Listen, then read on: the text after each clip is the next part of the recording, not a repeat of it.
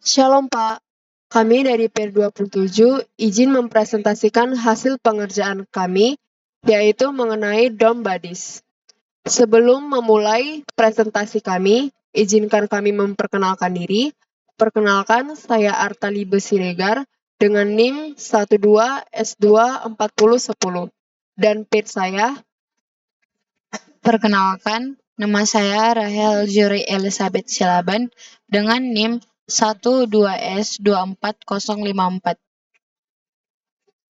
Baiklah, terlebih dahulu kami akan membacakan permasalahannya. Ucok adalah seorang mahasiswa yang tinggal dalam asrama atau shared dorm di kampusnya. Dalam sebuah ruang asrama ditempati oleh paling banyak 4 orang penghuni yang disebut buddy. Saat ini, Ucok tinggal dengan satu penghuni lainnya, yaitu Wayan. Butet, rekan Ucok yang juga bersekolah di kampus yang sama, tinggal bersama 3 penghuni lainnya, yaitu Lilis, Nana, dan Yuni. Sebagai mahasiswa yang mengambil mata kuliah pemrograman, Ucok dan Butet melihat sebuah opportunity untuk menyimulasikan kehidupan berasrama yang mereka jalani. Mereka ingin membuat suatu solusi pendataan sederhana yang akan digunakan untuk mencatat room buddies. Mereka pun mulai merancang solusi. Untuk keperluan penyederhanaan, solusi nantinya hanya akan menerima sebuah masukan berupa nama dari mahasiswa untuk merepresentasikan seorang room buddy. Selanjutnya, solusi akan menampilkan seluruh room buddies. Bila dalam suatu situasi jumlah penghuni tidak mencapai jumlah maksimum, maka pengguna dapat memasukkan triple dash sehingga solusi tidak lagi menerima nama mahasiswa. Tugas 1, 10 PTS. Pada main flow, definisikan array variabel yang akan digunakan di sepanjang eksekusi program. Tugas 2, 15 PTS. Kembangkan sebuah fungsi untuk menginisialisasi default value dari array yang digunakan. Tugas 3, 40 PTS. Kembangkan sebuah fungsi untuk mengisi room buddies. Tugas 4, 15 PTS. Kembangkan sebuah fungsi untuk menampilkan seluruh room buddies. Tugas 5, 20 PTS. Laporkan pekerjaan Anda sesuai dengan kriteria. Baiklah, selanjutnya kami akan menjelaskan flowgarithm kami.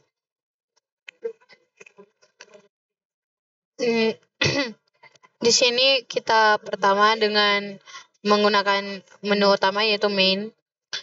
Kita mendeclare dan memberikan variabel names yaitu body dengan tipe data string, dan kita memilihnya array untuk menyimpan 4 data dengan satu elemen. Kemudian kita melanjutkan dengan declare lagi dengan variabel names yaitu i dan n dengan tipe data integer. Kemudian untuk yang selanjutnya kita membuat assign dengan variabelnya yaitu n dan expressionnya itu 0. Kemudian kita membuat assign lagi dengan variabelnya yaitu i dan expressionnya 0. N sama i itu sama dengan 0. Kemudian kita membuat ini merupakan call. Kita membuat namanya inisialisasi dengan argumen body dan i. Nah, kita kemudian masuk ke dalam fungsi yang namanya inisialisasi, di mana kita di sini membuat nama fungsinya inisialisasi sama seperti di main tadi, dan parametersnya yaitu string array body. Kita membuatnya tipe data string, kemudian array, dan menuliskan namanya yaitu body. Kemudian kita membuat yang kedua yaitu parameternya integer i dengan dengan nama variabelnya i dan tipe datanya integer, dan return type-nya itu non karena kita tidak memanggilnya di sini. Nah, kita membuat loopingan di sini yaitu loopingan for kami dengan variabelnya yaitu i, start value 0 dan end value-nya itu adalah 3. Di sini ada juga yang tujuan digunakannya inisialisasi fungsi inisialisasi ini, di mana kita akan menginisialisasi fungsi yang akan kita buat nanti, baru kemudian kita membuat fungsi input ini, kita akan memasukkan room bodies-nya nanti, dan ini untuk menampilkan room bodies-nya. Nah, kita lanjut ke main lagi. Kita membuat di sini assign, di mana variabelnya itu adalah n dan expression-nya ialah input dan argumen dan dibuat di sini body, n. Untuk selanjutnya kita membuat fungsi lagi. Di mana kita membuat namanya di sini output dalam kurung body, n. Nah, kita akan masuk ke bagian ini, outputnya. Di sini diterangkan function name-nya output sama seperti di main tadi, dan parametersnya string dengan tipe data array dan string body, kemudian integer n.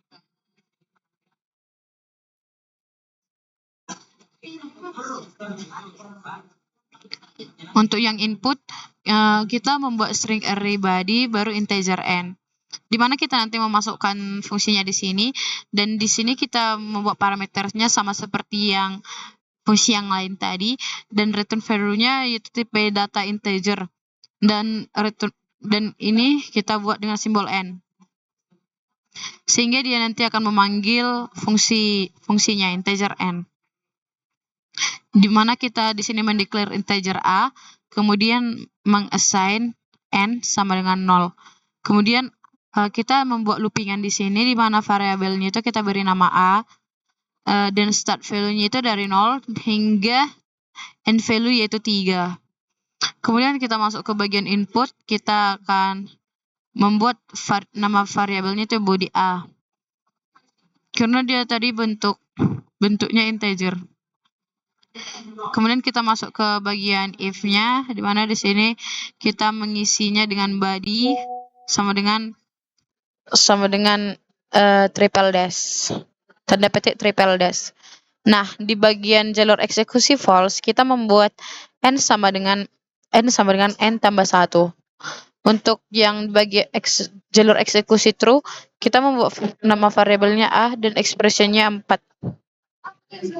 Nah, untuk selanjutnya kita masuk ke bagian output, di mana kita membuat loopingan for lagi, di mana h sama dengan kita membuat nama variabelnya h dan start value-nya 0 hingga di end value-nya n kurang 1. Kemudian kita buat output body dalam kurung h. Nah, kita akan membuat contohnya. Kita akan menjalankan programnya.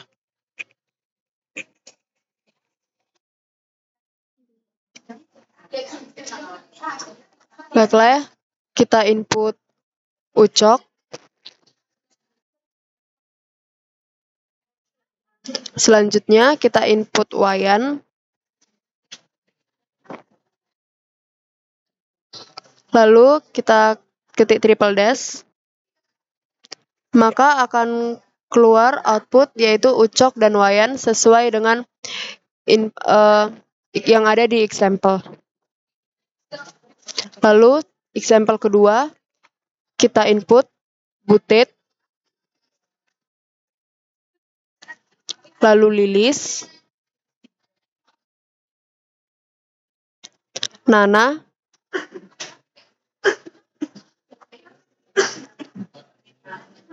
Yuli, kemudian naskah outputnya sudah keluar sesuai dengan example yang kedua. Sekian dari presentasi kami. solusi yang untuk solusi kami inilah solusi yang dapat kami buat, dan kesulitan yang kami alami saat kesulitan yang kami hadapi di dalam rangka pengembangan solusi, yaitu di mana kami berpikir sulit untuk menjabarkan fungsi yang akan kami buat, dan saat kapan kami menggunakan return value-nya, di mana di sini kami hanya menggunakan pada input, tidak pada inisialisasi dan pada output. Kemudian kami merasa bahwa tugas kali ini terasa rumit karena kurangnya kami dalam memperdalam materi. Sekian dari presentasi kami, Pak. Sekian dari penjelasan kami. Terima kasih, Pak.